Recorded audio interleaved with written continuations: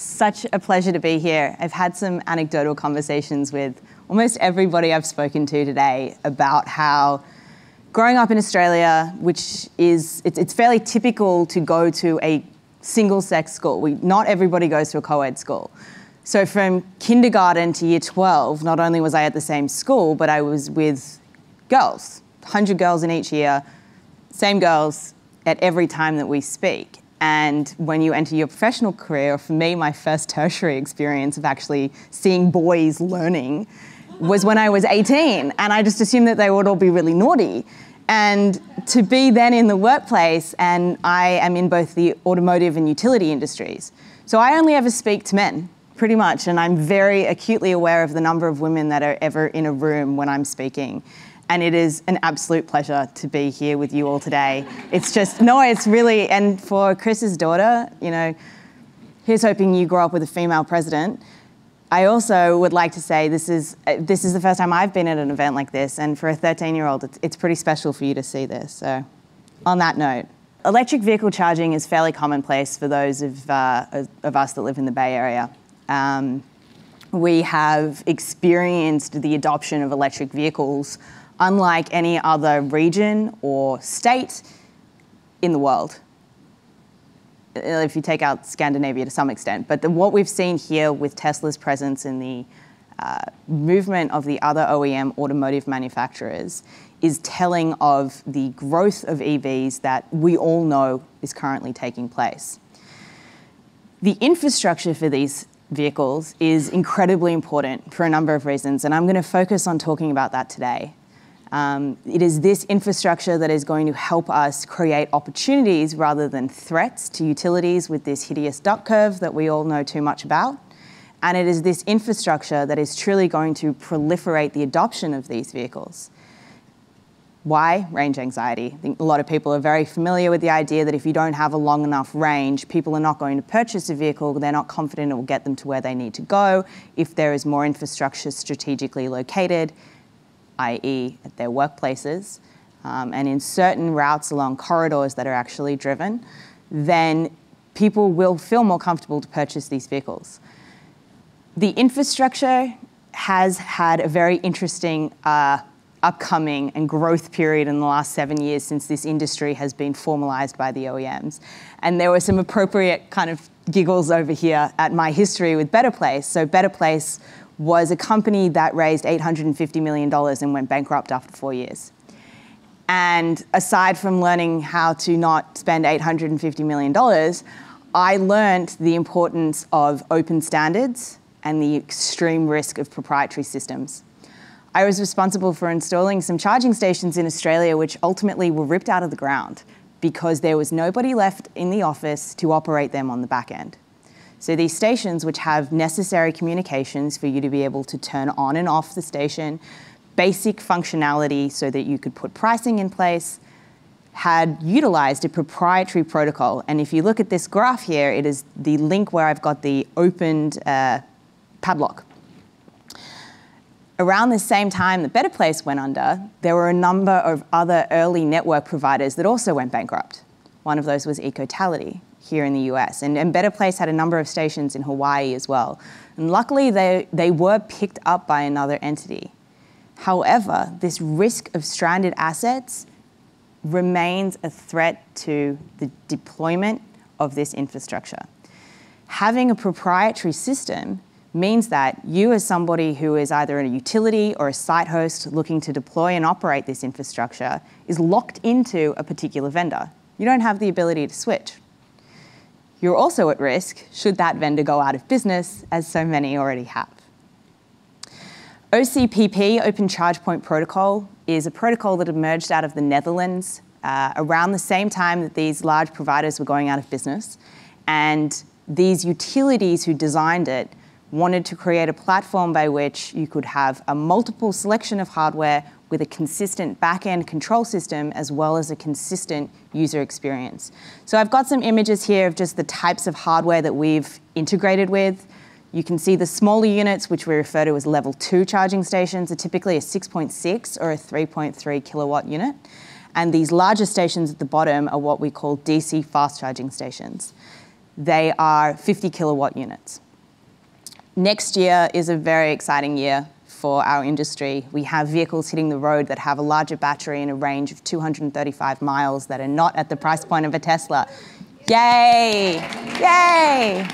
And we also have a huge bucket of funding that has finally made its way towards us. One of those is in the form of the VW settlement, and the other is in the form of White House funding as well, which yesterday there was a very exciting announcement about the White House funding for corridor grants, as well as their loan guarantee program, which has been opened up now for electric vehicle charging infrastructure. So we're reaching a very exciting phase for our industry, and those 50 kilowatt charging stations will become what we call the level 2, the smaller ones, when we have these bigger batteries, and will require 150 all the way up to 300 plus kilowatt charging stations, which is, I'm sure most of you can understand, that's a significant impact on the grid. I'm going to get into the grid just a little bit more and the need for having grid-tied charging, but I will just point out on this graph we see here on the left, there are other intersections of charging which also are at risk with proprietary standards, but not in the same way. So you can see the one here, I've got different images of the connectors. Each of the automotive OEMs have kind of regionalized and formed their own connector standards for DC fast charging. Simple to think about it as the Asian standard and the European standard. There is organization across this though, so you can have charging equipment that will serve both of these standards. And the top, is an issue of interoperability for inter-network roaming, allowing drivers to be able to go to one charging station and be able to use the same card and ideally the same payment system as they would at another network's station. And unfortunately for our industry, we haven't been able to come together in the sandbox to figure out how to do this in the right, open, IP-free way. For now. So, those of you in the utility industry will be acutely aware of the demand that these vehicles can put on the grid and the charging equipment that's required for them. I'm sure you're also aware that these stations present a huge opportunity for utilities. Not only can coupling storage with EV charging and enabling demand response programs allow for intermittency deferral, we can also save significantly on the deployment of this infrastructure by installing a system for EV charging and storage at the same time. What remains a necessity, however, is that these systems are being installed utilizing open standards now, so that utilities, site operators are not running into a problem 2, 3, 4 years down the track where there is new technology, there are new systems, and none of them are able to be integrated. Luckily, there are alliances that have been formed. These are some of them that interact in grid-tied EV charging. So I'm just going to talk to some of them quite briefly, and then I'll move to an exciting project that hopefully is interesting. So at the top, we have OpenADR. This is the Open Automated Demand Response Alliance that manages the standard OpenADR 2.0b.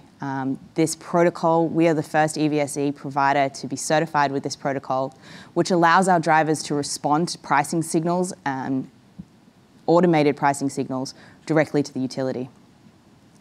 Open Charge Alliance in the middle, that's the connection between the charging station and the network back office. They manage the standard Open Charge Point protocol, which I mentioned earlier. MESA down the bottom is the Energy Storage Alliance, utilizing open standards. SunSpec exists for the solar world. I'm sure a lot of you are quite familiar with it. In the top corner are some of the clearinghouses that have formed to manage interoperability for the networks. And on the far right is Green Button Data. This is one of my projects that I think is an exciting example of how grid-tied charging and the importance of open standards is needed to have an impactful commitment to EV charging. The City of Los Angeles has made the commitment via Mayor Garcetti that by 2025, 80% of all fleet vehicles will be electric. And by 2017, 50% of city fleet vehicles will be. The Los Angeles Police Department is the largest fleet, and they were the first to kick off in a big way by leasing 100 BMW i3s. All of these vehicles are stationed in a downtown facility where we needed to have a 1-to-1 ratio of the level 2 charging stations, so that's 106.6 kilowatt level 2s, and 4 50 kilowatt DC fast charging stations at a facility which also needed to stay operational because they're police and have enough capacity to manage the office and car wash program that was at the bottom of the building. So we installed this equipment with our software, which allows us to install a specific site controller where we are able to manage the load of the building, curtailing the charge to the vehicles, not only by ramping up and down so that the load of the capacity of the building is never exceeded, but also by being able to integrate to make sure that the system is charging the vehicles that have a lower state of charge than those that are more full. This project it's currently going out. We're installing in 25 of the satellite locations so that the police officers are able to plug in at their other facilities across the city of Los Angeles. And it will then go up where we're installing storage and solar, hopefully. Now, this project has its importance with open standards, not only for the charging infrastructure. So if I wasn't doing a good job and they weren't getting the data that they needed, they should be able to switch. If there was a proprietary system, they would have to rip out that charging infrastructure in order for them to still be able to charge the vehicles. We also need to have open standards in place to be able to manage the load management and eventually integrate a system that can include the solar generation and the storage at low cost. I would like to, what's the right word here? Convince, beg, ask you all in your procurement decisions, in your solution designs, in your project references, look into whether or not open standards exist in that solution, in that product, and mandate them. This is the only way that we can truly have scalable equipment that's not at risk. And it's truly the way that competition will be able to grow, because we're not seeing site hosts and utilities that are locked into a specific solution. Thank you. It's been an absolute pleasure to be here. Any questions, I'd be more than happy to take them with a drink this afternoon. Cheers.